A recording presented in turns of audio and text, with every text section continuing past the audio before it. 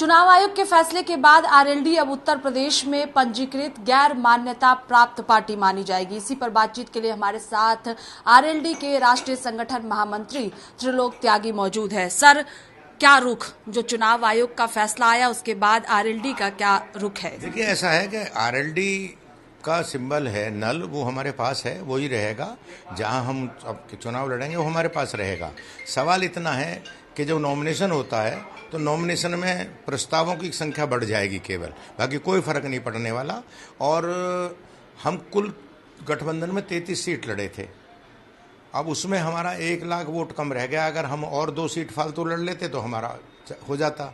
हमने चुनाव आयोग से कहा भी था कि हम 400 में से केवल 33 सीट लड़े और उसमें भी हम राज्य स्तरीय मान्यता के लिए हम काबिल हैं।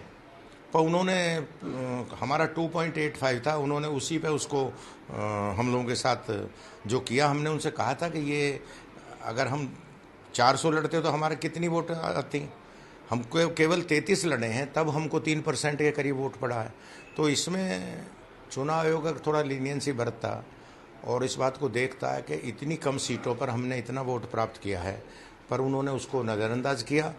और मैं समझता हूँ कि इसमें हम लोगों क्या कभी अगले चुनाव होगा हम उसको देखेंगे और हमारे सब जगह चुनाव लड़ेंगे लोग।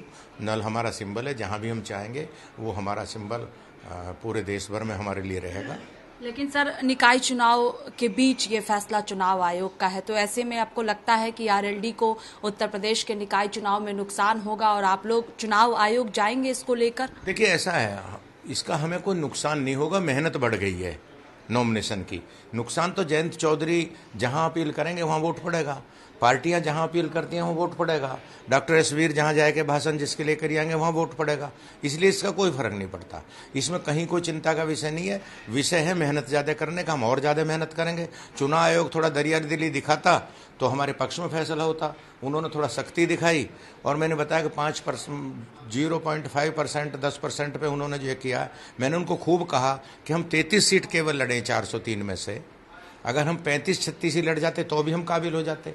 तो वो गठबंधन में हमको उतनी सीट मिली, तो ये इसका एक ये परिणाम है, बस और कोई कारण नहीं है। चुनाव आयोग जाएंगे आप लोग?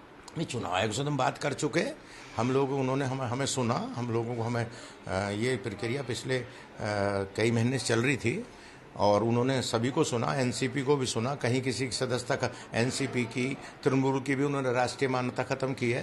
पर ये चुनाव आयोग का फैसला हम विचार करेंगे अपने वकीलों से बात करके कि हम कोर्ट में जाएंगे, क्या करेंगे, आगे फैसला लेंगे। तो आपको लगता है कि इसका असर निकाय चुनाव में देखने को नहीं मिलेगा जो चुनाव आयोग का फैसला आया है? नहीं, इसका चुनाव वोट पे कोई फर्क नहीं है। केवल हमारा उम्मीदवार जो है उसके पर्चे भरने में फर्क है। वोट तो नल पे पड़ना है, नल हमें मिलेगा। अगर मैं कहूँगा चुनाव आयोग को कि हम चुनाव लड़ रहे हैं और हमको ये सीट, ये हम हमारा आदमी लड़ेगा तो हमको नल मिलेगा और जयंत चौधरी का फोटो लगेगा, चौधरी चरण सिंह का फोटो लगेगा, तो कहाँ नुकसान का तो कोई सवाल ही नहीं है। नुकसान का कोई प्रश्न नहीं है। बस सिर्फ ये है कि आज एक न्यूज़ बन गई कि हमको उन्होंने रिकॉग्नाइज कर दिया है, तो अगले चुनाव में हम रिकॉग्नाइज हो जाएंगे, मेहनत करेंगे, फिर हम लोग उससे ज़्यादा वोट प्राप्त करेंगे। इसके साथ ही चूंकि निकाय चुनाव उत्तर प्रदेश में होना है, तमाम पार्टियों की अपनी अपनी तैयारियां हैं, चाहे बीजेपी की बात करें, समाजवादी पार्टी की बात करें या बसपा की बात करें। अब सवाल ये उठता है कि आरएलडी किस तरह से मैदान में उतरने जा रही है निकाय चुनाव में? देखिए, हम पिछले 2-3 महीने से लगातार बैठक कर रहे हैं। हमारी एक कमेटी बनी हुई है जो लोगों से बात कर रही है। हम लोगों ने तय कर रखा कहाँ कहाँ हम लड़ेंगे।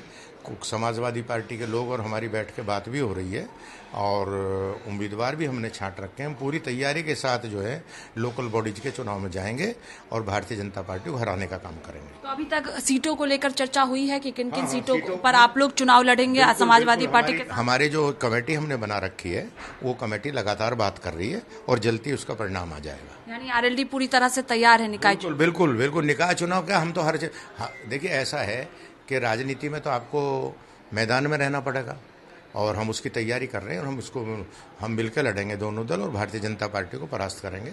ये हमारी तैयारी है। कब तक प्रत्याशियों की सूची सामने आ जाएगी? अब देखिए, नॉमिनेशन की प्रक्रिया आज से शुरू हो गई, कुछ जगह 17 से शुरू होगी। तो जैसे जैसे जहां पहले चरण में चुनाव है वहां पहला तय करेंगे, जो दूसरे चरण में वहां बाद में करेंगे।